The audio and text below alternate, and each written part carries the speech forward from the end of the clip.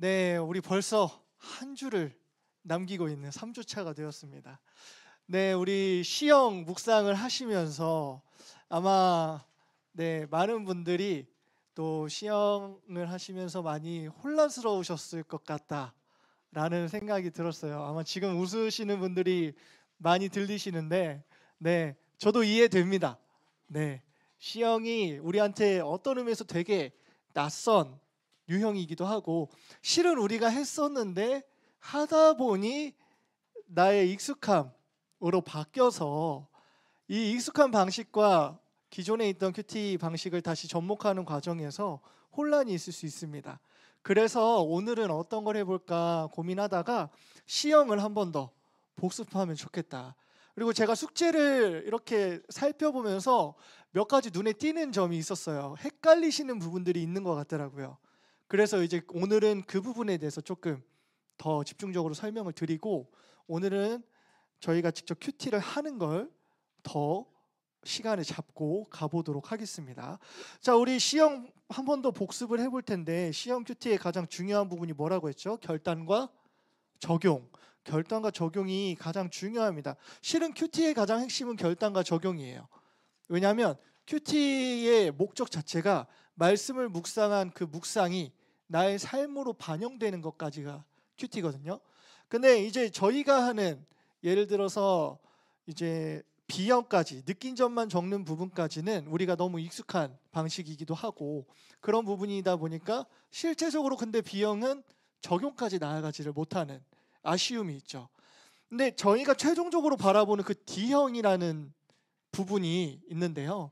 그 D형은 C형에서 이제는 신학적인 부분까지 나아가는 거라서, 사실 우리가 C형을 어느 정도 할 줄 알면 D형은 자료만 더 참고한다 생각하시면 되는 부분입니다. 그래서 이 C형을 한 주 더 하려고 하는 거고요.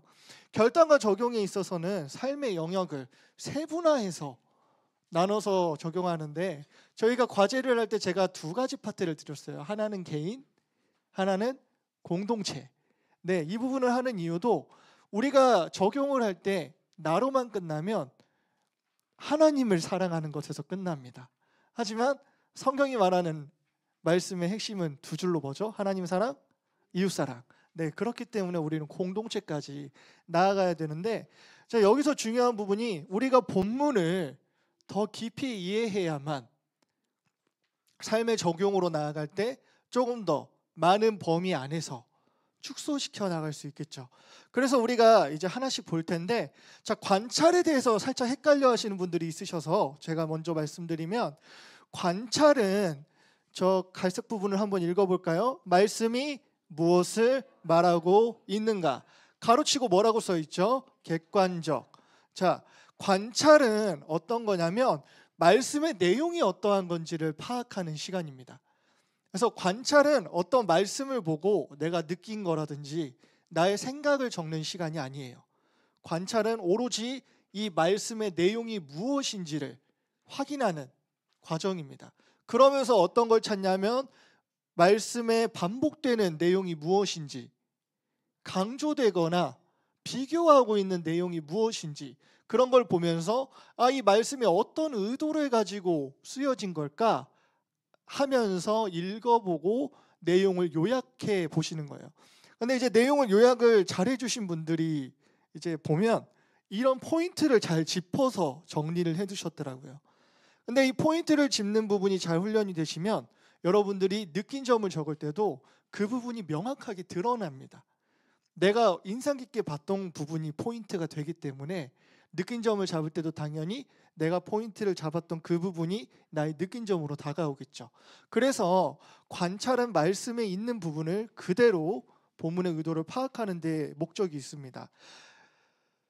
그리고 계속 제가 반복하는 이 세 번째인데요. 개인적인 느낌을 섞는 게 아니에요.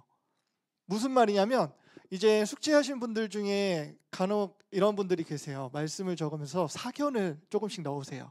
주석을 다세요. 어떤 느낌이냐면, 뭐 예를 들어서 오늘 탕자의 이야기잖아요. 오늘 본문이 탕자의 이야기거든요.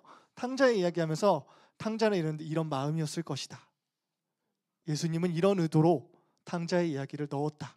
둘째 아들은 이런 목적이 있었을 것이다를 첨가하는 거예요. 자, 근데 관찰은 어떤 거라고 했죠? 네, 말씀 그대로. 관찰은 말씀 그대로이기 때문에 나의 개인적인 사견을 넣지 않습니다. 근데 이제 연결하기 위해서 약간의 어구를 바꿀 수는 있겠지만 개인적인 의견을 추가하거나 해석을 넣는 것은 아닙니다. 그러면 그 다음에 자, 느낀 점은 어떤 거냐면, 자, 갈색 한번 읽어보겠습니다. 말씀이 나에게 어떻게 다가오는가. 네, 느낀 점 제가 여기 가로치고 해석이라고 해놨는데 이 해석은 원래 D형에 있는 부분입니다. D형에 있는 부분이라서 아마 지금 많은 분들이 이 해석과 이 연구를 헷갈리셔서 관찰하시면서 본인의 해석까지, 그러면서 느낀 점까지 같이 적는 경우가 있지만, 제가 말씀드린 것처럼 해석은 D형의 부분이라서 느낀 점하고 같이 C형에서는 가져가면 됩니다. 그래서 C형에서 느낀 점은 어떤 거죠? 본문을 통해서 드는 마음, 내가 이 본문을 딱 마주하고 들었던 마음들을 적어가시면 됩니다. 그리고 본문을 정리하시면서 깨달은 것들이 있죠. 그런 내용들을 적는 겁니다. 그래서 느낀 점은 간단하게 얘기하면 개인적인 생각을 적는 거예요. 네, 여기서부터는 이제 나의 생각, 나의 사견들을 마음껏 적어가시면 됩니다. 그래서 여러분들이 구분할 수 있게 한 번 더 정리해 드렸는데요. 자, 관찰은 내 생각 X, 객관적인 자료 분석, 무슨 말이죠? 말씀 있는 그대로를 확인하는 작업이고요. 느낀 점은 내 생각, 주관적인 해석을 넣는 시간입니다. 이제 D형으로 넘어가면 관찰과 느낀 점 사이에 해석이 들어가요. 그 해석이 들어가는 이유는 내가 느낀 점을 하기 전에 말씀이 내가 이해한 것과 같은 건가? 라고 비교하기 위해서 객관적인 자료와 함께 나의 생각을 비교하는 시간을 가지는 게 해석이라고 생각하면 돼요. 근데 우리가 지금 C형은 그걸 하지 않으니까 느낀 점에서 가볍게 여러분들이 말씀을 요약하면서 느꼈던 부분들을 적어 가시는 겁니다. 근데 우리가 관찰 연구를 지금 어느 범위까지 하죠? 본문만 하는 게 아니라 본문의 앞에, 뒤에 문맥까지 가져가고 있죠. 그러면 느낀 점을 쓸 때 당연히 앞에, 뒤에 문맥을 통해서 본문을 봤던 내용들이 녹아들게 되겠죠. 그래서 느낀 점하고 관찰이 살짝 다르다는 거, 이 부분을 구분하고 여러분들이 훈련을 하셔야 나중에 큐티를 할 때도 내가 지금 말씀 자체를 보고 있는 건지 내 생각을 말씀 앞에 첨가하고 있는 건지를 명확하게 구분하면서 묵상을 하실 수가 있습니다. 자, 그래서 결단 적용 우리가 한 번 더 말씀드리겠지만, 저희가 결단 적용을 하시는 분들을 보면 느낀 점에 있는 거를 결단에 쓰시는 분들이 계세요. 네. 그리고 결단을 느낀 점으로 쓰시다 보니까 적용점이 흐려지시는 분들이 이제 숙제를 하신 분들 중에 계세요. 제가 한 번 더 이 OP 원칙을 말씀을 드리는 것처럼, 첫 번째는 뭐죠? 개인적으로. 그리고 두 번째는 실제로 실천이 가능한 거. 그리고 세 번째는 내가 할 수 있는 거, 점진적인 발전이 가능한 거. 그리고 자기 전에, 적어도 하루를 마무리하기 전에 점검이 가능한 것. 왜냐하면 지금 이렇게 숙제를 하신 분들이 적용을 적어주신 것 중에 한 30% 정도는 그런 것 같아요. 어떤 거냐면 날짜가 없습니다. 무슨 말이냐면 매일 나는 이렇게 해야겠다. 아니면 날짜도 없습니다. 기간도 없습니다. 이런 사람이 되어야겠다. 자, 이런 경우는 여러분들이 어떤 게 안 되는 거죠? 개인적인 거 가능했고 실제로 실천은 할 수 있겠죠. 그런데 뭐가 안 되죠? 맨 마지막 부분, 점검이 안 됩니다. 그래서 제가 이따가도 팁을 드리겠지만 여러분들이 적용을 적기 전에 이 단어 두 글자를 먼저 넣고 시작하는 거예요. 오늘. 오늘을 넣고 여러분이 이걸 써내려가다 보면 이게 오늘 할 수 있는 거야? 라는 생각이 드실 거예요. 그리고 나서 또 하나의 팁을 드리면 거기에 여러분이 하고자 하는 것에 횟수를 적어주세요. 그러면 이게 진짜 오늘 가능한 건지, 오늘 충분히 실천이 되는 건지가 명확하게 눈에 들어오실 겁니다. 그러면 이제 그거를 삶으로 가져가셔서 오늘 해야 되는 거니까 오늘 횟수만큼 아니면 인원수만큼 그런 식으로 해나가면 될 것 같습니다. 적용의 주의점, 그래서 제가 말씀했던 거 한 번 더 체크해 드릴게요. 한계가 없는 거 안 됩니다. 오늘 끝낼 수 있는 거. 그래서 오늘을 꼭 적어주시고 시작하시고, 진정한 예배자, 기도의 사람, 믿음의 사람, 누구를 위해 기도해야겠다, 이건 늘 하시는 거잖아요. 네, 그러니까 이거는 적용점에 넣지 마시고, 적용점에 만약 넣고 싶다면 기도를 하실 거면 누구를 위해 몇 번, 또는 누구를 위해 몇 분, 이렇게 명확한 대상과 시간이든 횟수를 정해서 여러분들이 적어주시면 좋을 것 같습니다. 지나친 개인주의는 저희는 지금 해당되지 않을 거예요. 왜냐하면 제가 개인이랑 공동체 파트를 나눠놨기 때문에. 근데 이거는 체크해 두시는 게, 여러분이 앞으로 큐티 하시면서 두 가지가 다 병행할 수 있는 거구나 라는 걸 알아두시면 될 것 같고요. 이 PDF 파일은 온라인이랑 제가 순장반에 한 번 더 공유해 드리도록 하겠습니다. 그래서 일단은 편하게 보시면서 포인트만 적어주시면 되고요. 자, 그래서 제가 예시 보여드렸죠. 정확한 대상 그리고 횟수, 이런 거 잘 체크해 주시면 될 것 같습니다.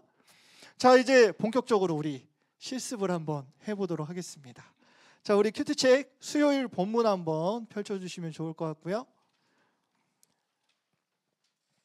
자, 지금부터 한 10분 정도 문맥까지 해서 여러분들이 적는 시간을 드릴 텐데, 자, 문맥이라고 하면 화요일 본문이랑 목요일 본문인데, 여러분들의 시간 절약을 위한 팁을 드릴게요.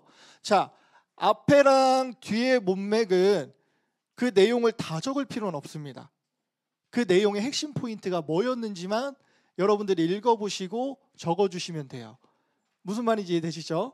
우리가 진짜 집중해야 되는 건 오늘의 본문이기 때문에 앞에 뒤에 문맥은 대략적인 어떤 내용과 어떤 포인트가 있었는지 그 정도만 적어주시면 될 것 같습니다.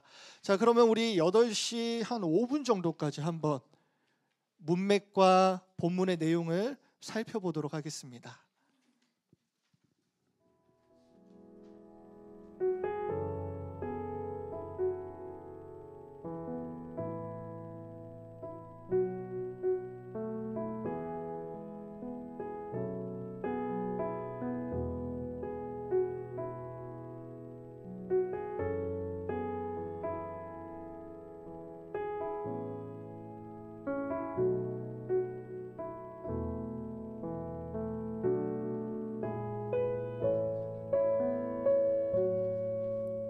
네, 그리고 큐티를 처음 접하셨거나 아직 어색하신 분들도 이제 3주차니까 한번 도전해 보시면 좋을 것 같아요.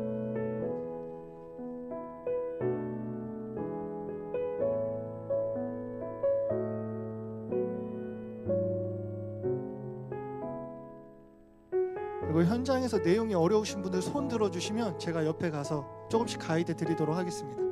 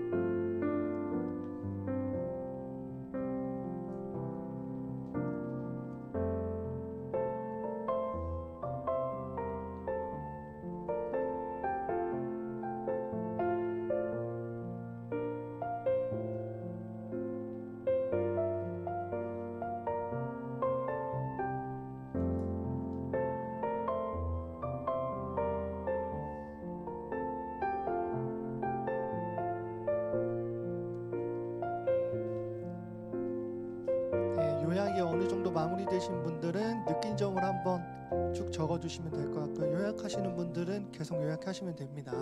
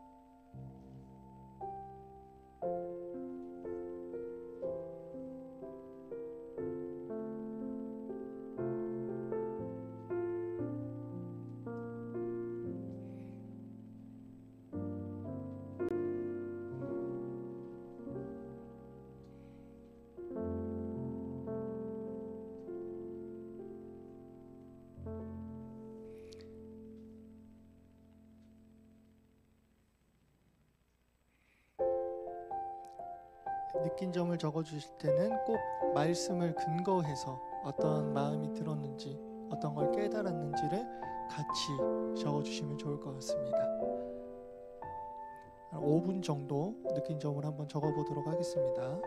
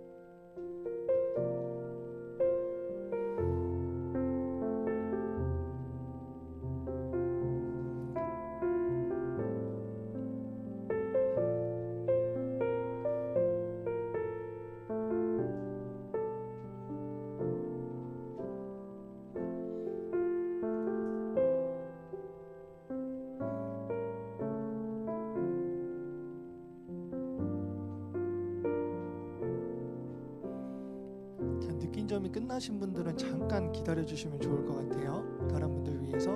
느낀 점이 끝나신 분들은 결단 넘어가기 전에 잠깐 기다리시고, 다른 분들은 일단 2분 더 드리겠습니다. 계속 적어보겠습니다.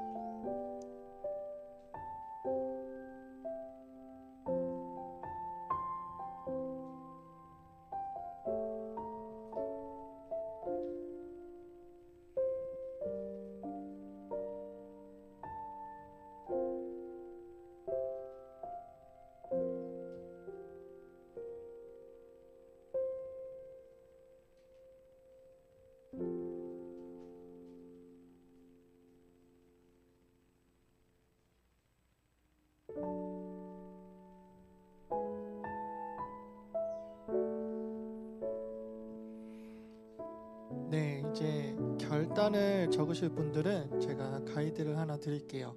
적용은 아직 적지 마시고요. 결단을 적으실 때는 한 줄 또는 한 문장으로, 결단이 여러 개 있어도 상관없습니다. 대신에 적으실 때 내가 한눈에 들어올 수 있도록 한 줄 또는 한 문장으로 정리를 해주시고, 무엇 하고 싶다 이런 거보다는 결단이니까 다짐하는 걸로 무엇 하자, 이런 식으로 한번 적어보도록 하겠습니다.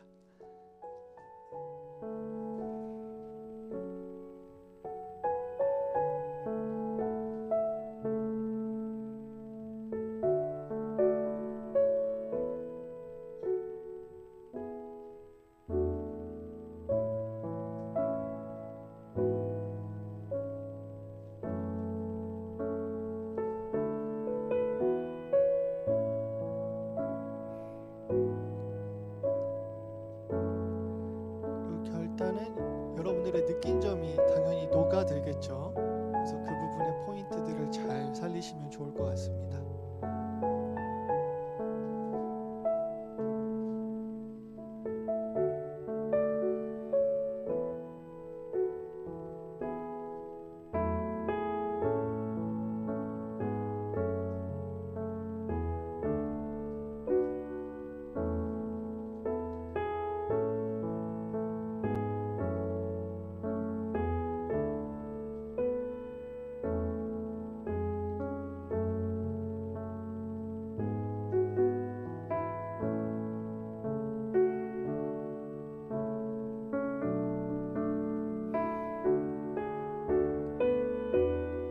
네, 이제 결단을 다 적으신 분들은 적용한 결단에 여러분이 적었던 그 결단을 그대로 복사는 붙여넣기 해주세요.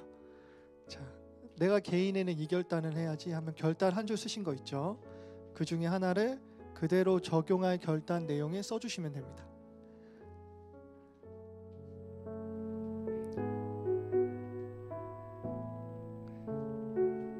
자, 예를 들어서 내가 하나님을 닮아가자라고 결단을 썼다면 그 적용하는 첫 번째 결단 내용에도 내가 하나님을 닮아가자라고 써주시면 됩니다. 똑같이 한번 여러분들이 적용할 개인 공동체에다가 똑같이 한번 여러분들의 결단을 옮겨 적어보시면 좋겠습니다.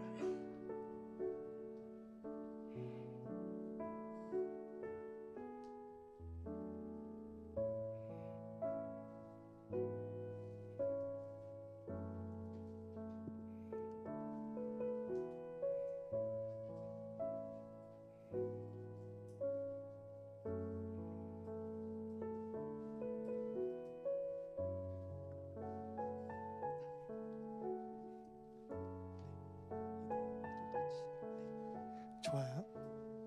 네, 한번. 네, 좋습니다. 제가 움직이면 좀 긴장되시죠? 네, 안 움직일게요.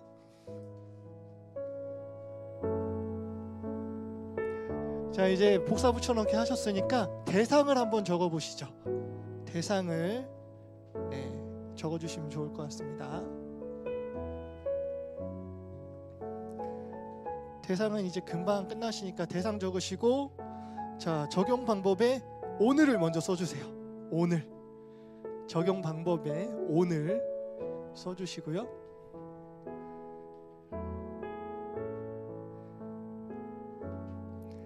자, 오늘을 써주시고 이제는 구체적으로 내가 정말 오늘 할 수 있는 나의 결단과 관련된 적용을 써주시고, 횟수가 명확하게 있어야 되는 것들은 횟수 또는 시간, 이렇게 한번 적어보시면 좋을 것 같습니다.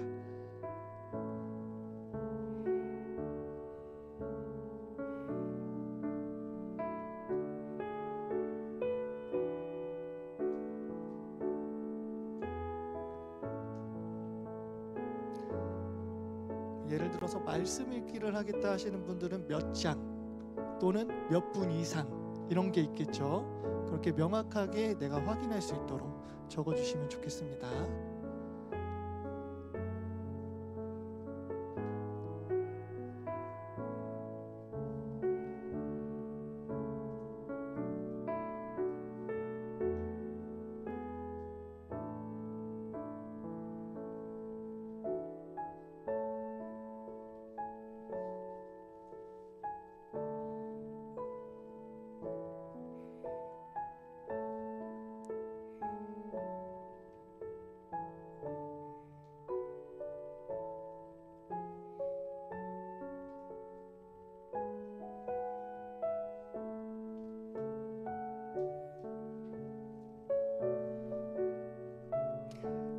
아마 이제 오늘을 붙이셔서 생각보다 결단 쓰기가 어려우실 수도 있어요.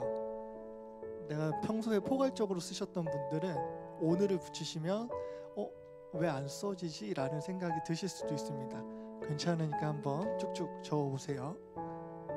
네, 딱 1분만 더 한번 적어보도록 하겠습니다.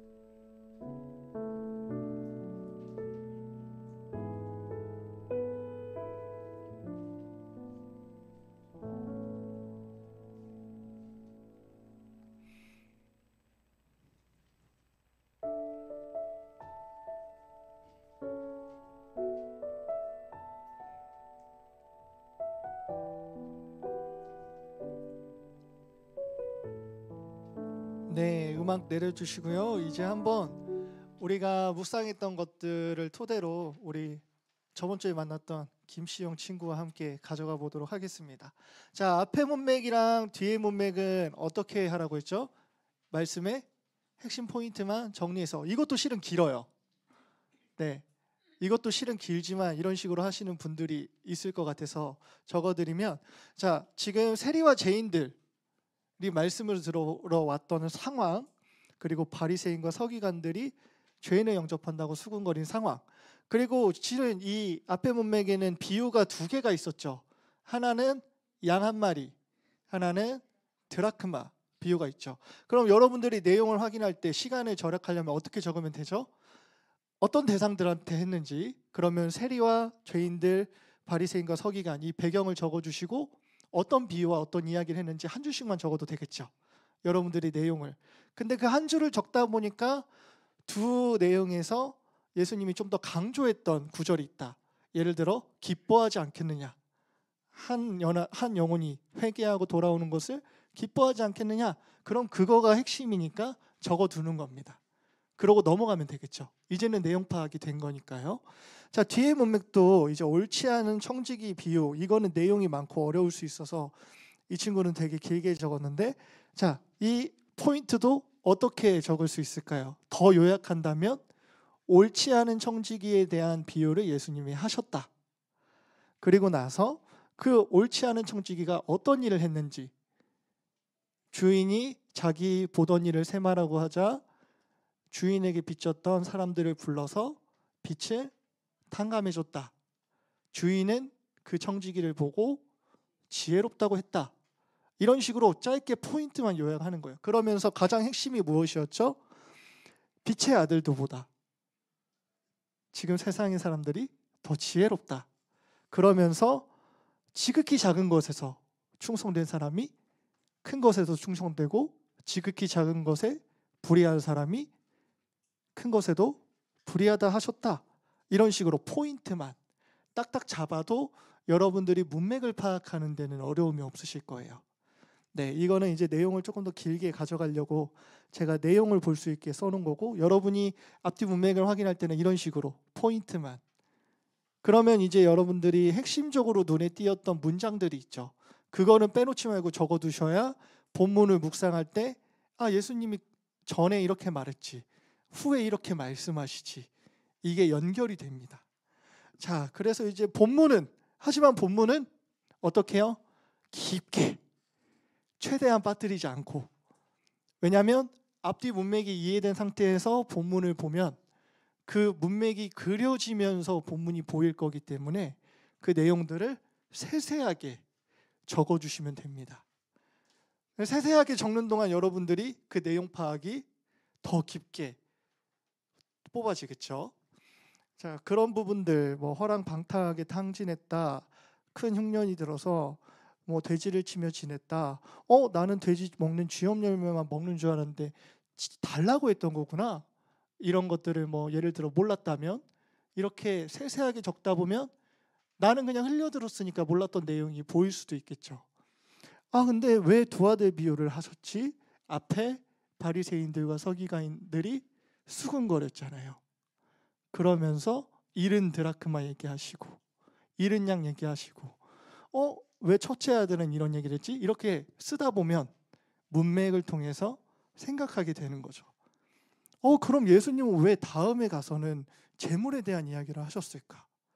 이거와 무슨 연관이 있을까? 더 앞에 가면 이 대상이 바리새인과 서기관들이었는데 얘네들이 그럼 재물 때문에, 그럼 재물이 단순히 돈인가? 막 이런 상상들을 여러분들이 문맥 안에서 할 수 있게 되는 거죠. 자, 그래서 내용 요약은 최대한 디테일하게 적어주시고, 자, 느낀 점을 적을 때는 당연히 여러분들이 문맥도 읽었기 때문에 문맥이 녹아들겠죠. 꼭 이렇게 길게 쓰라는 말은 아니에요. 예시로 들으면 앞에 뭐가 있었죠? 네, 우리가 본문만 봤을 때는 이걸 어떤 대상들 앞에서 예수님이 하는지 몰랐는데 앞에 본문을 보니까 누구를 대상으로 하고 있었죠? 바리새인과 서기관들이 보고 있는 앞에서 하고 있었단 말이에요. 그래서 이걸 적는 거죠. 잃어버린 양과 드라크마의 비유, 잃어버린 자들이 얼마나 소중한 일인지 보게 된다. 그러면서 둘째 아들의 마음은 어땠을까? 이거는 본문을 읽으면서 느꼈던 거를 앞에 배경과 함께 생각하고 있는 거죠. 그렇게 쭉쭉 하면서 치근 이야기가 달려오시는 거, 이거는 이제 개인적인 느낀 점을 적는 건데, 자, 마지막 부분으로 내려가면서 어떻게 돼 있죠? 오늘 본문을 정리하면서 그 다음의 본문들을 한번 매치시켜서 해석을 제가 해보고 있는 걸 볼 수 있죠. 믿는 사람들이 지혜롭다고 친구하고 재물을 하나님하고 겸하여 섬길 수 없다고 한다. 나에게 이런 재물은 무엇일까? 이러면서 질문도 해보는 거예요. 오늘 본문을 읽으면서. 나는 맏아들일까? 왜 맏아들 그리고 재물 이렇게 얘기할까? 근데 맏아들은 아버지 옆에서 계속 붙어 있었는데 바리새인과 서기관들도 신앙생활 열심히 하던 사람인데 나는 그러지 않을까? 이러면서 여러 가지 생각들, 느낀 점을 이렇게 써보는 거죠. 그렇게 써봤으면 이제 결단으로 넘어갈 때는 제가 일부러 빨간색으로 쳐놨어요. 되게 짧죠? 한 줄 또는 한 문장. 제가 인상 깊게 봤던 부분은 아버지의 마음이었어요. 그래서 아버지의 마음으로 그러면 나는 공동체 이론들을 챙겨봐야겠다. 그래서 이렇게 적고, 자, 그리고 아버지의 마음과 이 재물을 사랑해서 아버지를 더 마음을 이해하지 못했고 자기의 재산을 돌아온 둘째 아들한테 쓰는 걸 보면서 마음 아파하는, 분노를 내비치는 맏아들처럼, 그러면 내가 주님보다, 아버지가 주님이시니까 주님보다 더 좋아하는 것이 무엇인지 한번 찾아봐야겠다. 그리고 아버지의 마음을 좀 묵상해 봐야겠다. 이렇게 이 시영이라는 친구가 했다면, 자, 적용할 결단 내용은 어떻죠? 아까 썼던 결단을 그대로 붙여오는 겁니다. 내가 적용할 곳에.